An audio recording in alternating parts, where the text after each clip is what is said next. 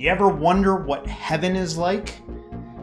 Well, we're going to talk about that today, but I thought maybe to get the conversation started, we might watch a clip from Impact Ministries with this video titled, What is Heaven Like? Wait a sec, do you ever wonder what heaven's like? All the time. You wonder what heaven's like? Oh, well, I have my own ideas about heaven, which we'll get into after this, but yeah, it might not be a traditional view. But anyway, guys, we won't keep you waiting. Let's get into it.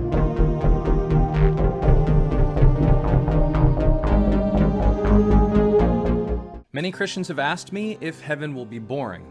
I mean, it's forever, so will we just be standing around and singing songs all day? So for those of you who are concerned that heaven may actually be boring, or if you're just curious about what heaven will be like, here are 7 facts about heaven that everyone should know.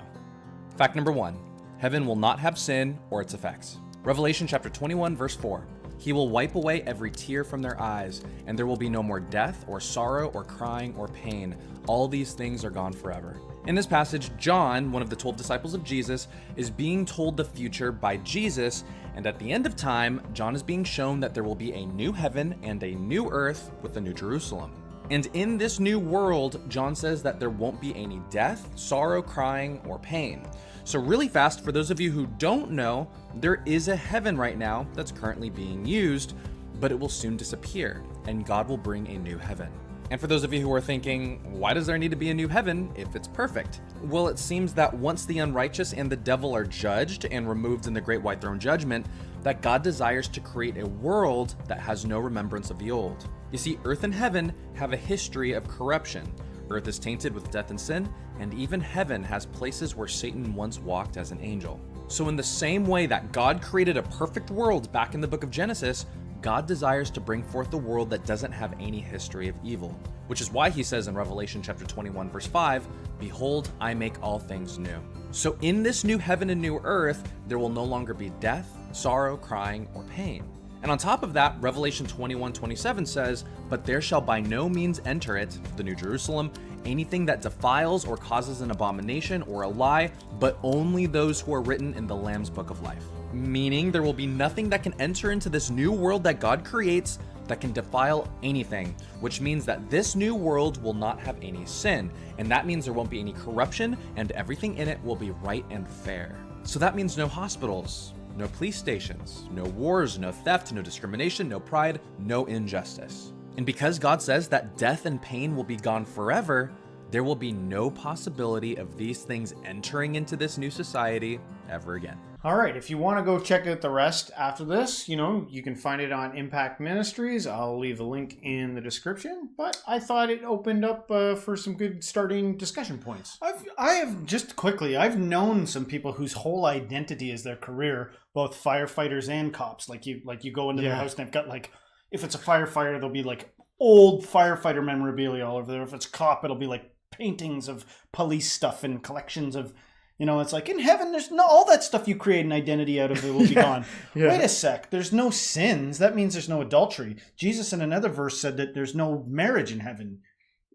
Yeah, I can't. You'd be like the angels. I'm trusting you, but you'd be like the angels, neither given or taken in marriage. I'm pretty sure that's what it says. But there's no sins. That means so there's no sex in heaven. So there's no sex. There's no career. How many things could you, just from the stuff listed there, could you say are not there? Yeah. And I know people would be like, Justin, that's pretty fickle and petty of you. Well, I love the first question. It was do you think heaven's boring? And I'm like, that gets you thinking about well, what is what keeps things exciting? Usually it's it's a good question. Some resistance. Usually there's something to tackle, a task. Some people find in maybe even competition, that word we use around here. You know me, man. I don't like challenge or I don't like any being challenged at all. I like only the purest gifts God given me to reign and to be completely hedonic. I'm a hedonist. But even I recognize that would be a boring ass world. Yeah. It'd be pretty damn I can't believe I have to succumb to the fact that yes, struggles and stuff kind of make life interesting, and it's actually the groundwork for things to progress is resistance. Yeah, I have to admit it, and to some degree, although I'm an idealist, I still believe in you. I still aim for a utopian world with no competition. It's amazing all the different types of heavens out there, because within the Abrahamic faith, they have kind of their own similar styles and versions of it. But then outside of it, even I think within like Hinduism, it starts to become a little bit different. And then when you get in your like non-dual spiritualists and karmas and rebirths and all that stuff, it's not so carnally. It's not so about, I will live in a mansion and walk on streets of gold. And I was like, as will probably be written on my tombstone one day.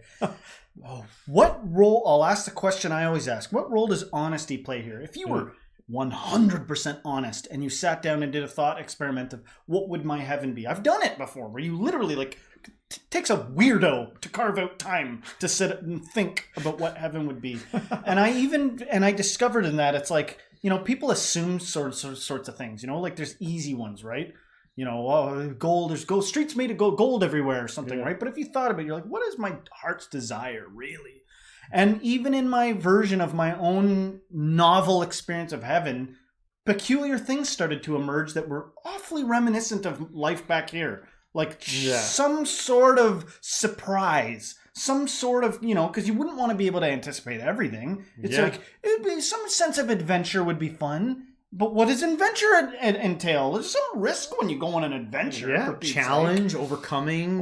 You know, puzzles to figure out of some sort. Like, and then you find that it makes up the world you're already inhabiting. I know. Most of the time. You're like, wait a sec.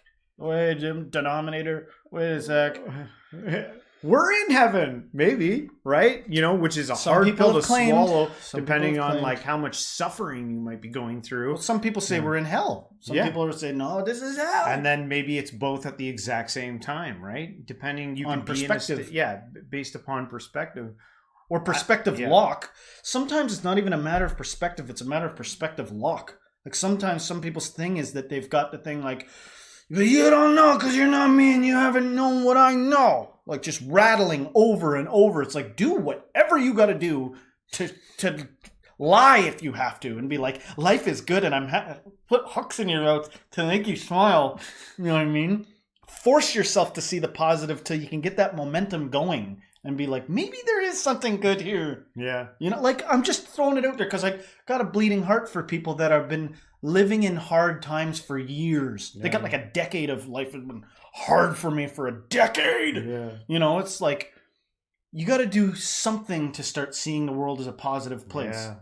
Well, and also it makes you wonder though, like when coming out of that, like what type of joy, like I've listened to some people talk about like near death experiences where they got like a full like meta perspective on their whole life after like dying and then coming back. And they were like, oh, that suffering was worth it. You know, they had a grand perspective. They had something that like the things that troubled them no longer trouble them anymore. You know, like, do you have any idea, like any hopes of what you think? But like, and the people we've interviewed, because we interviewed an NDE guy and he said he still chose to come back. Yeah. Like, I was like, what? If it was so beautiful, but there was a reason for why they come back. Yeah. Yeah. And there's something to be learned here. Yeah. Or done here, you know? For sure. In terms of like hopes, if you hoped there, like just for imagination's sake, is there anything you would hope that after death there was something? Well, like, imagine you could take the worst times in your life or something, and somebody could be like, pause. Imagine you could pause your life, and somebody came in and was like, look, just between you and me, you can go forward with your story. It'll restart in a second. Yeah. It all turns out awesome. Yeah. You're okay. No matter how this seems, you're playing a part. Okay. So action. You're like, okay, I'm going to approach this thing totally different, knowing that like it's okay and I don't need to, you know. Yeah. Well, that would definitely, if you knew it was going to be okay, regardless of what happens. Yeah. You'd probably live your life a little bit different. No, like, but also that you were here for a reason. Cause I don't believe that the answer is like, we should all be lining up to kill ourselves. No, like, I don't think that that's the answer. Yeah. You know, because you don't really know what's after this, right? But which keeps you really engaged with the game. Maybe that's the whole point of it, is the whole not knowing is so you stay so engaged with what's actually going on. One thing I find kind of interesting about kind of like the Abrahamic side of these is that, like, you know, once the old world and the old heaven have like passed and faded away, it'll be burned up and forgotten. But to me, I'm always confused by like, aren't you supposed to be like learning the lesson? Like from an Abrahamic side, looking at this, aren't you supposed to be learning the lessons of this life so that when you get into the next one, you remember. You remember. Well, like, what the heck was the point then? Yeah. So like, and everything that ever happened is erased. Why'd we just do it? Yeah, exactly. So it's like the whole point is to remember. So when people tell me like every tear will be wiped away and everything, I'm like, well, then you're not really you anyway. Because every part of you's been forgotten. All the terrible things that you've done. What about all the people you loved? What about the people that didn't make it? If that's what you believe in, right? You won't remember them. You won't remember them. So how did you learn anything? Like, did you ever really live that life at all? If you can't remember any of it? See, that's where it gets crazy. Where I'm like, wait a sec. Why would we even have mouths? Like everything is biologically based here. Everything. Yeah. Like our entire nervous system. Yeah. So who's experiencing what? Yeah. Like, you wouldn't ask that if you've seen glimpse the higher things, which of course, yeah, like that's actually a fair argument. Yeah. But everything upon a physical egoic thing seems to be rooted in this, effective only in this physical plane of existence. Yeah. Yeah. I got no idea what's coming.